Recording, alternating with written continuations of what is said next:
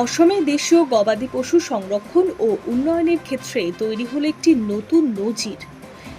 In vitro fertilisation বা IVF প্রযুক্তির মাধ্যমে জন্ম নিয়েছে লক্ষ্মী। এটি একটি জাতের মাদি বাছুর।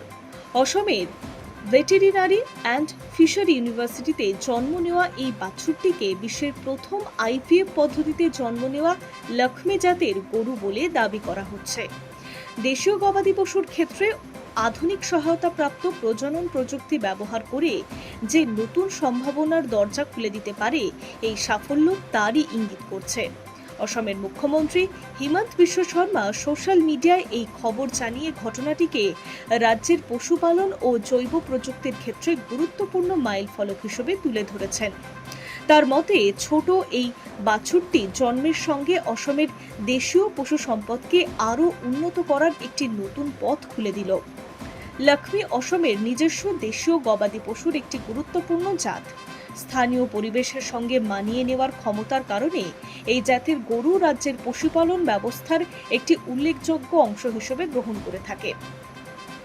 দীর্ঘদিন ধরেই দেশীয় জাতের গবাদি পশুর সংখ্যা বৃদ্ধি, উন্নত বৈশিষ্ট্য ধরে রাখা এবং তাদের সংরক্ষণের জন্য বিজ্ঞানীরা নানা ধরনের প্রজনন প্রযুক্তি নিয়ে কাজ করছেন। আইভিএফ সেই প্রযুক্তিগুলিরই একটি। এই পদ্ধতিতে স্ত্রী প্রাণীর ডিম্বাণু গ্রহণ করে পরীক্ষাগারে নিষেক ঘটানো হয় এবং পরে তৈরি হওয়া ভ্রূণ নির্দিষ্ট প্রক্রিয়ার মাধ্যমে গর্ভধারণের জন্য ব্যবহার করা হয়। ফলে তুলনামূলকভাবে বৈশিষ্ট্যের প্রাণীর বংশবৃদ্ধির সুযোগ তৈরি হতে পারে এবং দেশের জাতীয় উন্নয়নেও তা কাজে লাগানো সম্ভব হয়। এই সাফল্যের গুরুত্ব শুধু একটি বাছুরের জন্মের মধ্যেই সীমাবদ্ধ নয়।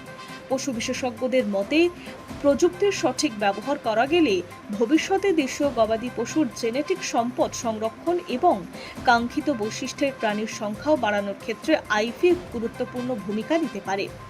পাশাপাশি রোগ প্রতিরোধ ক্ষমতা, দুধ উৎপাদনের মতো অর্থনৈতিকভাবে গুরুত্বপূর্ণ বৈশিষ্ট্যগুলিকে আরও ভালোভাবে ধরে রাখার সুযোগ তৈরি হতে পারে। অসমের মতো রাজ্যে যেখানে বহু পরিবার পশুপালন ও দুগ্ধ উৎপাদনের সঙ্গে যুক্ত, সেখানে এই ধরনের প্রযুক্তির ব্যবহার দীর্ঘমেয়াদের পশুপালকদের আয় বাড়াতেও সাহায্য করে থাকে। অবশ্য এর সুফল কতটা বাস্তবে পৌঁছবে তা নির্ভর করবে প্রযুক্তিটির বিস্তার, খরচ এবং মাঠ পর্যায়ে প্রয়োগের ওপরে। অসমের মুখ্যমন্ত্রী গবেষণার সঙ্গে যুক্ত পশু চিকিৎসা বিজ্ঞানী, গবেষক এবং অন্যান্য পেশাদারদের অভিনন্দন জানিয়েছেন। সোশ্যাল মিডিয়ায় তিনি এই সাফল্যকে সভ্যতা, সংস্কৃতি ও সৃজনের মিলন হিসেবে উল্লেখ করেছেন। তার বক্তব্য অনুযায়ী লক্ষ্মী জাতের এই বাছুরের জন্ম রাজ্যের দুধ শিল্পের সামনে নতুন সম্ভাবনা তৈরি করছে। একই সঙ্গে দেশীয় গবাদি পশু সংরক্ষণের এই ধরনের গবেষণা গুরুত্বপূর্ণ ভূমিকা নেবে, কারণ আধুনিক প্রযুক্তির সাহায্যে দেশের জাতের মূল্যবান বৈশিষ্ট্যগুলিকে ভবিষ্যৎ প্রজন্মের জন্য ধরে রাখার সুযোগও তৈরি হয়েছে। ফলে ঘটনাটি শুধুমাত্র একটি বৈজ্ঞানিক সাফল্য নয়, অসমের নিজস্ব পশু সম্পদকে ঘিরে বৃহত্তর এই ঘটনার মধ্যে দিয়ে দেশের পশুপালনের ক্ষেত্রেও আধুনিক জৈব প্রযুক্তি ব্যবহার নিয়েও নতুন করে আগ্রহ তৈরি হয়েছে। এতদিন আইভিএফ প্রযুক্তির আলোচনা মূলত মানুষের চিকিৎসা বা উন্নত প্রজনন ব্যবস্থার সঙ্গে বেশি যুক্ত ছিল। এবার দেশীয় গবাদি পশুর ক্ষেত্রে এর প্রয়োজন গবেষণার নতুন দিক সামনে আনলো। যদিও ভবিষ্যতে এই প্রযুক্তির মাধ্যমে লক্ষ্মী সহ অন্যান্য দেশীয় জাতের গবাদি পশুর সংরক্ষণ ও গুণগত উন্নয়ন সম্ভব হয়, তাহলে কৃষক ও পশুপালকদের জন্য এর সুফল মিলতে পারে। একটি ছোট্ট মাদি বাছুরের জন্ম তাই অসমের বিজ্ঞান চর্চা, পশুপালন এবং দেশীয় গবাদি ও সংরক্ষণের ক্ষেত্রে বড় সম্ভাবনার প্রতীক হয়ে উঠছে। High news network.